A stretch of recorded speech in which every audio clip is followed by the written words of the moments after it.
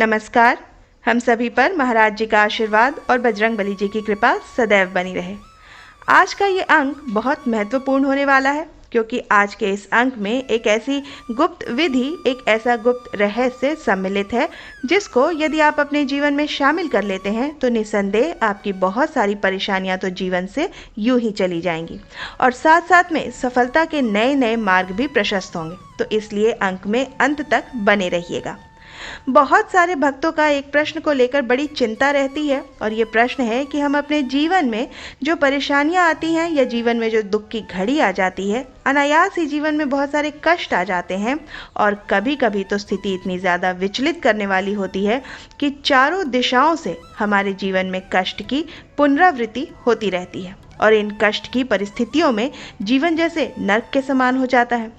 ऐसी परिस्थिति से बाहर निकलने का क्या कोई मार्ग महाराज जी ने बताया है? तो निसंदेह इसके लिए महाराज जी ने एक बहुत ही उपयुक्त मार्ग बताया है, जिससे कि जीवन की ये परेशानियां तो आपकी बहुत ही जल्दी आपके जीवन से विदा हो ही जाएंगी, लेकिन एक अमोघ आशीर्वाद आपको देकर जाएंगी।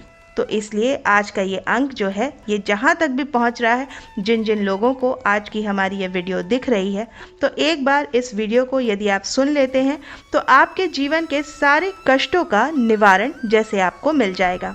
इसमें महाराज जी का एक बहुत ही अच्छा संदेश है जिसको जीवन में आपको शामिल करना है। आइए बात करते हैं इस विषय में प्रत्यक्ष रूप से महाराज जी क्या कहते हैं। महाराज जी का कहना है कि जीवन में जब बहुत ज़्यादा कष्ट आ जाते हैं तो आप उन कष्टों के निवारण के लिए प्रयास भी करते हैं, लेकिन उनका निवारण हम कर नहीं पाते। उसके पीछे बहुत सारे कारण होते हैं, कर्म का चक्र होता है। लेकिन यदि आप अपने जीवन के ये सारे कष्टों से मुक्ति चाहते हैं तो महाराज जी कहते हैं कि आप अपने जीवन में एक कार्य कर सकते हैं। जैसा कि पिछले अंकों में मैंने आपको एक बात बताई थी, जो कि महाराज जी ने प्रत्यक्ष रूप से कही भी है कि जीवन में हर चीज़ को यदि तुम नियंत्रित करने का प्रयास करने लगोगे, यदि तुम अपनी सारी शक्ति, सारी बुद्धि, सारी विद्या अगर चीज़ों को नियंत्रित करने में लगा दोगे, तो ये मान लेना कि ब्रह्मांड की शक्तियों से तुम जीत नहीं सकते हो। जिन चीज़ों को ब्रह्मांड नियंत्रित कर रहा है, अगर उन कार्यों को भी तुम अपने हाथों में लेकर नियंत्रित करने का प्रयास करोगे तो निसंदेह तुम्हारी हार तो होनी ही है, क्योंकि ये एक प्रकार की प्रतिद्वंदिता हो जाती है। जो कार्य ब्रह्मांड अपनी मर्जी से करना चाहता है, जिस कार्य को जिस स्वरूप तक ये ब्रह्मांड की शक्तियाँ ले जाना चाहती हैं, उसमें हस्तक्षेप करना तुम्हारा काम नहीं है।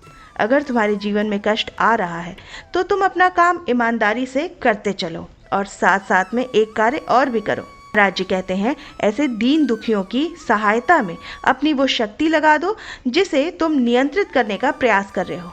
उस नियंत्रण को छोड़कर दीन दुखियों की सहायता में अपनी शक्ति को लगाओ, अपने ओजस को लगाओ, और साथ साथ में जो लोग पशु पक्षियों की सहायता करते हैं, ऐसे लोगों पर महाराज जी की बहुत ही अद्भुत कृपा होती है।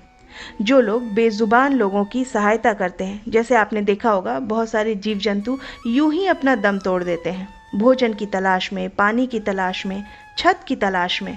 बहुत सारे ऐसे जीव होते हैं जो कि हम पर आश्रित होते हैं।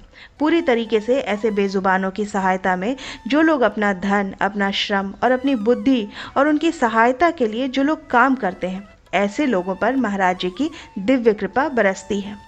बहुत बड़ी बात मैं आपको बता रही हूँ, और जिन लोगों को इस बात पर विश्वास नहीं आ रहा हो या जिन्हें ये लगता हो कि ये तो बहुत सामान्य सी चीज़ें हैं, ये तो हम करते आ रहे हैं, तो एक बार अपने हृदय से पूछ कर देखिएगा कि यदि आप ये करते आ रहे हैं और उसके पीछे यदि आप इस बात को जताने का प्रयास करते हैं तो ये बहुत ही गलत बात है।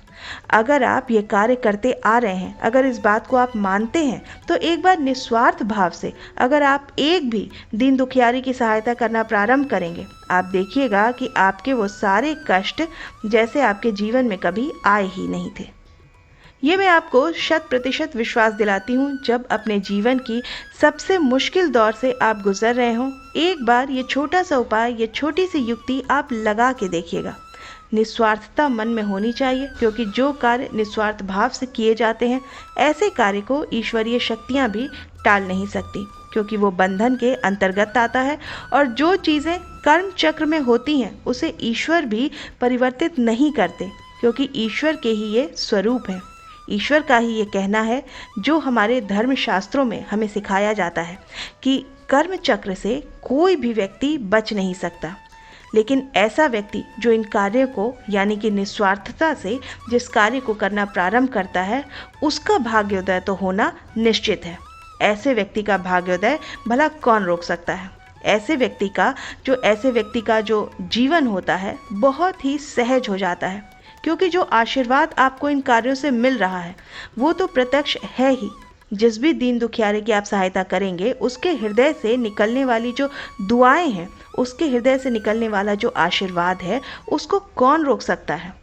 कोई नहीं रोक सकता, क्योंकि जो व्यक्ति अपने जीवन में इन प्रयासों में ही अपने जीवन को खोने के चलते अपने जीवन को खोने की कगार पर आ गया हो, जिसके जीवन में भोजन प्राप्त करना बहुत मुश्किल हो, जो पानी के लिए तरस रहा हो, जो व्यक्ति अपने जीवन में एक छत के लिए तरस रहा हो, ऐसे दीन दुखियारे की यदि आप सहायता कर देते हैं अपने किसी भी माध्यम से, यहाँ पर केवल धन की बात नहीं हो रही, यहाँ पर श्रम की भी बात हो रही है, आपकी विद्या की भी बात हो रही है, आपके जो आदर्श हैं उनकी भी बात हो रही है। यदि किसी भी प्रकार से अगर आप ऐसे व्यक्ति के लिए कुछ करते हैं, उसके लिए जीवन के अगले मार्ग प्रशस्त करते हैं, किसी भी प्रकार से उसकी सुरक्षा की आप व्यवस्था कर देते हैं, या किसी भी तरह से उसके जीवन के कुछ भी दुखों को कम करने में यदि आपका हाथ होता है, तो ये समझ जाइएगा कि उसके हृदय से निकलने वाला आशीर्वाद प्रत्यक्ष रूप से ईश्वर के अवतरित होने पर जो आशीर्वाद किसी भक्त को दिया जाता है, ठीक उसी के समान होता है। तो केवल इतना ही सोचिए, अद्भुत आशीर्वाद, इतना अमोघ आशीर्वाद यदि आपको मिल रहा है तो आप अछूते रह ही नहीं सकते, आपका कल्याण तो होना ही है। इसी के साथ साथ एक बात मैं आपको और बता दूं, इसके चलते ये आशीर्वाद तो प्रत्यक्ष रूप से उस व्यक्ति से आपको मिलता ही है, या उन लोगों से आपको मिलता ही है जिनकी आप सहायता कर रहे होते हैं। लेकिन बात आती है महाराज जी के आशीर्वाद की। तो देखिए, जब आप ये कार्य करते हैं या इन कार्यों में अपना हाथ बटाते हैं, तो प्रत्यक्ष रूप से महाराज जी भी तो आपको आशीर्वाद देते हैं। आप या हम उससे कैसे दूर रह सकते हैं, क्योंकि महाराज जी का ये जो अमोघ आशीर्वाद है, महाराज जी की जो सानिध्य की प्रवृत्ति है, यदि उससे एक बार आप जुड़ गए तो ये समझ जाइएगा कि आपके सातों कुलों का उद्धार हो जाएगा। जो भक्त अभी महाराज जी से जुड़े हुए हैं वो स्वयं को हल्के में ना लें, क्योंकि महाराज जी के भक्त होना तो एक बड़े सौभाग्यशाली व्यक्ति की बहुत बड़ी निशानी है।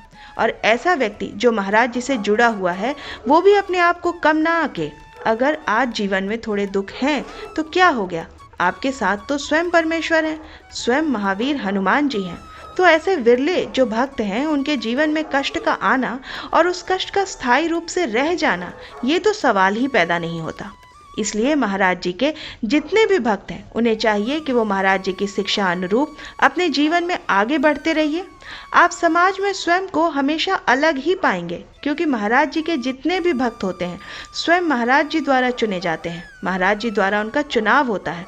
तो आप यदि महाराज जी के सानिध्य में हैं, तो आप स्वयं सोचिएगा कि अगर महाराज जी ने आपको किसी वजह से चुना है या आपको अपने सानिध्य में लिया है, तो कुछ ना कुछ बात तो आपके अंतर्गत भी होगी ही होगी, तभी तो महाराज जी ने आपका चुनाव किया।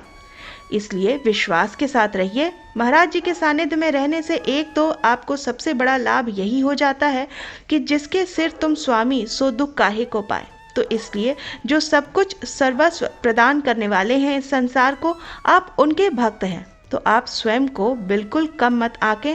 बहुत बड़े भाग्य हैं आपके उन सारे लोगों के जो महाराज जी से जुड़े हुए हैं। निसंदेह आपका कल्याण अवश्य होगा, बस थोड़ा धैर्य बनाकर रखिए, सब कुछ बहुत ही अच्छा करेंगे महाराज जी। मैं आशा करती हूँ कि आज का ये अंक आपके लिए उपयोगी होगा। आप अपनी प्रतिक्रिया हमें कमेंट सेक्शन में लिखकर ज़रूर बताइएगा। हम इस अंक को यहीं विराम देते हैं, मिलते हैं आपसे अगले अंक में। तब तक के लिए जय श्री राम, जय बाबा की।